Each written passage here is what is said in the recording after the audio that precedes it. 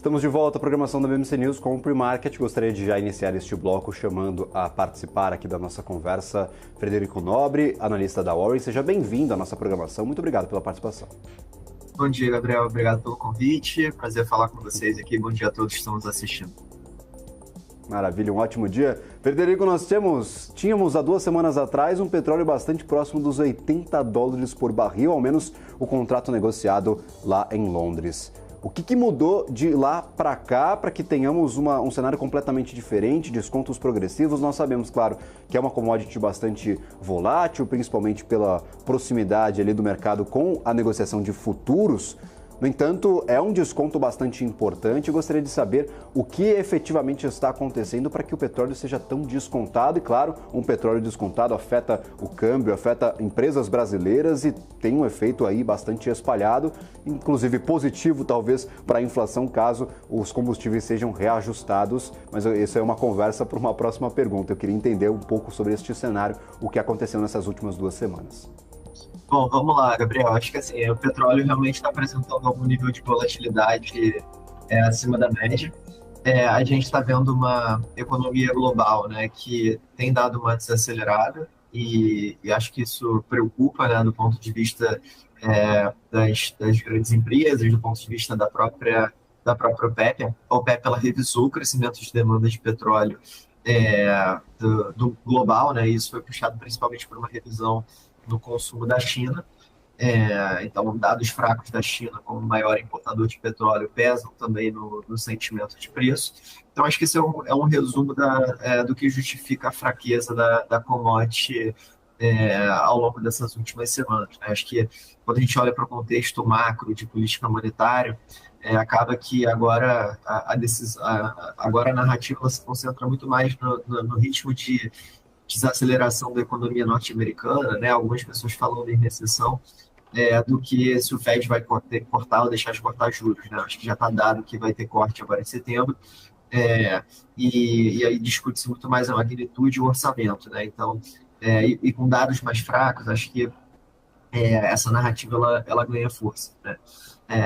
A OPEP, por outro lado, ela adiou o aumento da produção que estava planejado para outubro e para novembro, né? Então, ela continua com os cortes voluntários de 2,2 milhões de barris, e o objetivo é justamente equilibrar o mercado, dadas as incertezas sobre a demanda global, e a OPEP faz isso claramente tem um efeito imediato no preço. Então, na semana passada, quando a OPEP fez esse anúncio, os preços eles reagiram moderadamente. E em paralelo, olhando para a oferta de petróleo, para os conflitos geopolíticos que a gente ainda tem em curso, né?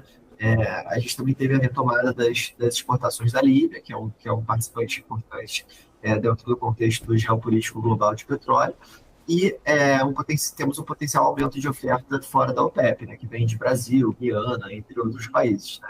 Então, existe uma certa incerteza sobre essa absorção adicional de oferta, o que mantém ainda também a pressão dos preços, né? Então, o resultado é que a gente está vendo um Brent ali flertando com $70 e algo com certo sentimento misto entre os analistas, né, por conta dessa dinâmica de demanda global. A demanda de petróleo é relativamente inelástica, né, à atividade econômica. Então, não é porque, enfim, a gente teve algum susto nos últimos dados que a demanda de petróleo ela vai cair drasticamente, mas esses outros fatores eles se impactam, e acho que quando a gente coloca tudo na mesa, né, as perspectivas elas viraram perspectivas baixistas, e o sentimento de mercado ficou um sentimento bearish, né, um sentimento vendedor. E não à toa que nas últimas 2 semanas os hedge funds eles venderam milhões de contratos de petróleo derivados, e a gente olha hoje as posições dos principais fundos, essas posições compradas elas estão nas mínimas, né? Então, um mercado que está tecnicamente leve, né, diante dessa narrativa mais forte de desaceleração. E aí, olhando para frente, né, a gente tem uma nova reunião da OPEP dia 1º de dezembro para revisar as políticas de produção. Tem um comitê no dia 2 de outubro que pode sugerir algum tipo de ajuste, e as previsões da OPEP elas foram revisadas para baixo para 2025 em termos de demanda, né? Então, como conclusão, né, acho que a queda ela é resultado da combinação desses fatores, preocupações econômicas com a China, aumento da oferta fora do grupo e o mercado global com alguma incerteza ainda em relação à demanda futura. Perfeito. Vou adicionar um elemento aqui na nossa conversa e aí, claro, entender a dinâmica do mercado quando olhamos para eventos pontuais, como é o que acontece neste momento.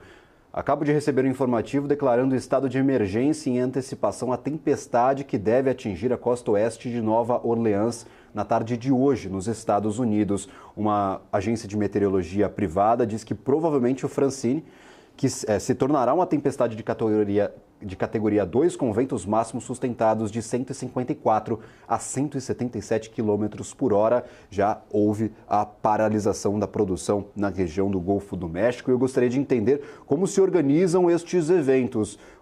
Frederico, nós temos, claro, relatórios que falam sobre 2025, 2026, perspectivas de oferta, mais um efeito pontual na oferta neste momento por conta de uma tempestade nos Estados Unidos. Como que se organiza este cenário? É um efeito corriqueiro? A gente está olhando mais para o longo prazo, porque pode acontecer com o mercado de petróleo, ou isso sim pode fazer preço nas negociações, mesmo que de forma não intensa, Fred? Então, acho que pode fazer preço hoje, inclusive o Brent, ele já está, o Brent e o WTI estão andando um pouquinho, né? O que pode ser também uma correção em relação às quedas significativas aí das últimas sessões, mas assim, essa dinâmica de curto prazo, ela acaba gerando essa volatilidade adicional, principalmente nos primeiros vencimentos e quando a gente olha para o petróleo ali, quando a gente olha o Brent para ser entregue no mês seguinte, o WTI para ser entregue no mês seguinte, esse tipo de interrupção ele pode gerar alguma distorção nos diferenciais de petróleo da região, né? Então, se você passa a ter uma oferta escassa numa região específica, eventualmente o diferencial de preço vai ficar maior, né?